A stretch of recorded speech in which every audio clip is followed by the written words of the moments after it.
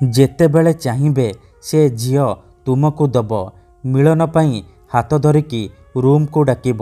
କେବଳ 3 ଥର ସେ ଝିଅର ନାମ କହି 3ଟି ଲବଙ୍ଗରେ ପରିସ୍ରା କରିଦିଅନ୍ତୁ। ତାପରେ ଦେଖିବେ ଚମତ୍କାର।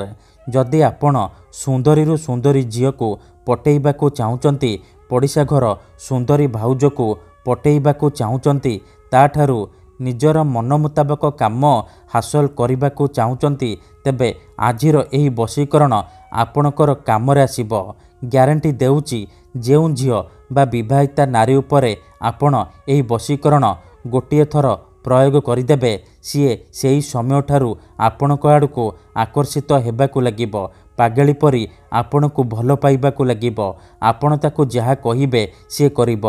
ଯଦି ଆପଣ କେଉଁ ଝିଅ ବା ନାରୀକୁ ମନେ ମନେ ଭଲ ପାଉଛନ୍ତି, କିନ୍ତୁ ଯେତେ ଚେଷ୍ଟା କଲେ ମଧ୍ୟ ତାକୁ ପଟେଇ ପାରୁନାହାନ୍ତି, ତାକୁ ନିଜର ମନ କଥା କହିବାକୁ ଡରୁଛନ୍ତି, ଆଉ ଆପଣ ଚାହୁଁଛନ୍ତି କି ସିଏ ନିଜେ ଆସି ଆପଣଙ୍କୁ ଭଲ ପାଉଛି ବୋଲି କହୁ, ଆପଣଙ୍କର ସବୁ ଇଚ୍ଛା ପୂରଣ କରୁ, ତେବେ ମୋ କଥା ମାନି 3ଟି ଲବଙ୍ଗରେ ପରିସ୍ରା କରିଦିଅନ୍ତୁ।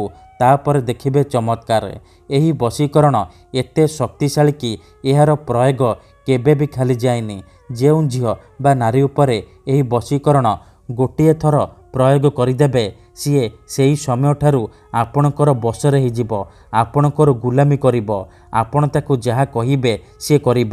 କୌଣସି ପ୍ରକାର ବାଧା ଦେବ ନାହିଁ। ଏହି ବଶୀକରଣ ସାହାଯ୍ୟରେ ଆପଣ ଶାଶୁ, ନଣନ୍ଦ, ଦିଅର, ଭାଉଜ କାହାକୁ ବି ପଟେଇ ପାରିବେ। ତାକୁ ନିଜ ବଶରେ କରି ତାଠାରୁ ନିଜର ମନ ମୁତାବକ କାମ ହାସଲ କରିପାରିବେ। ସିଏ ଆପଣଙ୍କୁ କୌଣସି ପ୍ରକାର ବାଧା ଦେବ ନାହିଁ। ଯାହା ଚାହିଁବେ ତାହା କରିବ। ଆପଣଙ୍କର ସବୁ ଇଚ୍ଛା ପୂରଣ କରିବ। ତେବେ ଏହି ବଶୀକରଣ ବିଧି ଆପଣ କିପରି କରିବେ, କେମିତି କରିବେ, ଏହାର ପ୍ରୟୋଗ ବିଧି କ'ଣ, ମୁଁ ଆପଣଙ୍କୁ ଶିଖେଇବି। ସମ୍ପୂର୍ଣ୍ଣ ପ୍ରୟୋଗ ବିଧି ମୁଁ ଆପଣଙ୍କୁ ଠିକ୍ ଭାବରେ ଶିଖେଇବି। ଜାଣିବା ପାଇଁ ଭିଡ଼ିଓଟିକୁ ଆପଣ ମୂଳରୁ ଶେଷ ପର୍ଯ୍ୟନ୍ତ ପୁରା ଧ୍ୟାନ ସହିତ ଦେଖନ୍ତୁ। ଅଧାରୁ ଛାଡ଼ିକି ପଳେଇଲେ କିମ୍ବା କାଟି କାଟି ଦେଖିଲେ ଆପଣ କିଛି ବି ବୁଝିପାରିବେନି। ତେଣୁ ଭିଡ଼ିଓଟିକୁ ମୂଳରୁ ଶେଷ ପର୍ଯ୍ୟନ୍ତ ପୁରା ଧ୍ୟାନ ସହିତ ଦେଖନ୍ତୁ। ତେବେ ଯାଇକି ଆପଣ ସମ୍ପୂର୍ଣ୍ଣ ପ୍ରୟୋଗ ବିଧି ଜାଣିପାରିବେ। ଦେଖନ୍ତୁ, ମୋର ଆପଣମାନଙ୍କୁ ସବୁବେଳେ ଅନୁରୋଧ କି ଆପଣ ଭିଡ଼ିଓକୁ କାଟି କାଟି ଦେଖନ୍ତୁ ନାହିଁ। ମୂଳରୁ ଶେଷ ପର୍ଯ୍ୟନ୍ତ ପୁରା ଧ୍ୟାନ ସହିତ ଦେଖନ୍ତୁ। ପ୍ରୟୋଗ ବିଧି ଠିକ୍ ଭାବରେ ବୁଝନ୍ତୁ। ତାପରେ ଆପଣ ଏହି ବଶୀକରଣ କରିବା ପାଇଁ ଯିବେ। ତେବେ ଯାଇ ମୁଁ ଆପଣଙ୍କୁ ଗ୍ୟାରେଣ୍ଟି ଦେଉଛି, ଆପଣ ଯେତେ ସୁନ୍ଦରୀ ଝିଅକୁ ଚାହିଁବେ ପଟେଇ ପାରିବେ। କାହିଁକି ନା ଏହି ବଶୀକରଣକୁ ପ୍ରୟୋଗ କରି ହଜାର ହଜାର ଲୋକମାନେ ଲାଭବାନ ହୋଇଛନ୍ତି।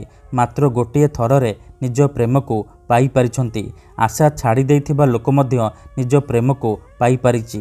ବିନା ମନ୍ତ୍ର, ବିନା ତନ୍ତ୍ର, ବିନା କିଛି ଜିନିଷ ଖୁଆଇ ପିଆଇ, ବିନା କୌଣସି ପଇସା ଖର୍ଚ୍ଚ କରି ଆପଣ ଘରେ ବସି ବସି ଏହି ବଶୀକରଣ କରିପାରିବେ।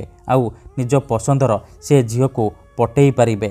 ମୋର ବିଶ୍ୱାସ କି ଆପଣ ଅତି ସହଜରେ ଏହି ବଶୀକରଣ କରିପାରିବେ। ବର୍ଷ ବର୍ଷ ଧରି ଭାଙ୍ଗି ଯାଇଥିବା ପୁରୁଣା ପ୍ରେମକୁ ଫେରାଇ ଆଣିପାରିବେ।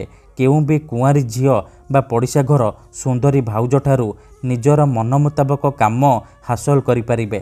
ତେଣୁ ମୋର ଆପଣମାନଙ୍କୁ ଅନୁରୋଧ କି ମନରେ କୌଣସି ଖରାପ ଉଦ୍ଦେଶ୍ୟ କିମ୍ବା କୌଣସି ଖରାପ କାମ ପାଇଁ ଆପଣ ଏହି ବଶୀକରଣ ପ୍ରୟୋଗ କରିବେନି। 3ଟି ଲବଙ୍ଗର ଏହି ବଶୀକରଣ ଦୁନିଆର ସବୁଠାରୁ ଶକ୍ତିଶାଳୀ ବଶୀକରଣ। ଏହାର ପ୍ରୟୋଗ କେବେ ବି ଖାଲି ଯାଏନି। ଯିଏ ବି ଏହାକୁ କରିଛି ସଫଳ ହୋଇଛି। ତେଣୁ ଆପଣ ବି ଗୋଟିଏ ଥର କରିକି ଦେଖନ୍ତୁ। ତାପରେ ଦେଖିବେ ଚମତ୍କାର। କିପରି ସେହି ସମୟଠାରୁ ସେ ଝିଅ ପଟିଯିବ। ପଡ଼ିଶା ଘର ସୁନ୍ଦରୀ ଭାଉଜ ହାତ ଧରିକି ରୁମ୍କୁ ଡାକିବ। ଯାହା ଚାହିଁବେ ତାହା କରିବ। ତେଣୁ ଯଦି ଆପଣ ଏହି ବଶୀକରଣ କରିବାକୁ ଚାହୁଁଛନ୍ତି, ସେ ଝିଅକୁ ପଟେଇବାକୁ ଚାହୁଁଛନ୍ତି, ତାଠାରୁ ନିଜର ମନ ମୁତାବକ କାମ ହାସଲ କରିବାକୁ ଚାହୁଁଛନ୍ତି, ତେଣୁ ମୋର ଆପଣମାନଙ୍କୁ ଅନୁରୋଧ କି ଆପଣ ଭିଡ଼ିଓଟିକୁ ମୂଳରୁ ଶେଷ ପର୍ଯ୍ୟନ୍ତ ପୁରା ଧ୍ୟାନ ସହିତ ଦେଖନ୍ତୁ।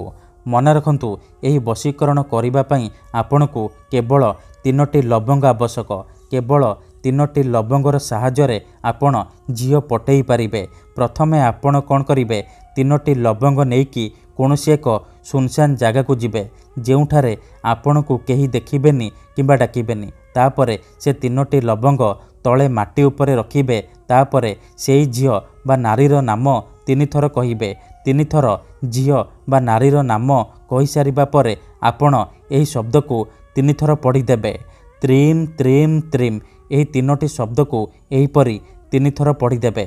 ତିନି ଥର ତ୍ରିମ୍ ତ୍ରିମ୍ ତ୍ରିମ୍ ପଢ଼ିସାରିବା ପରେ ଆପଣ କ'ଣ କରିବେ, ସେ ଲବଙ୍ଗ ଉପରେ ପରିସ୍ରା କରିଦେବେ। ଆଖି ବନ୍ଦ କରିକି ପରିସ୍ରା କରିବେ। ପରିସ୍ରା କରିସାରିବା ପରେ ଚୁପଚାପ ଘରକୁ ଫେରି ଆସିବେ। ଏତିକି କରିକି ଦେଖନ୍ତୁ, ମାତ୍ର 5 ମିନିଟ୍ରେ ପ୍ରଭାବ ପଡ଼ିବା ଆରମ୍ଭ ହୋଇଯିବ। ସେ ଝିଅ ହେଉ ବା ବିବାହିତା ଭାଉଜ ଆପଣଙ୍କ ଆଡ଼କୁ ଆକର୍ଷିତ ହେବାକୁ ଲାଗିବ। ଧନ୍ୟବାଦ।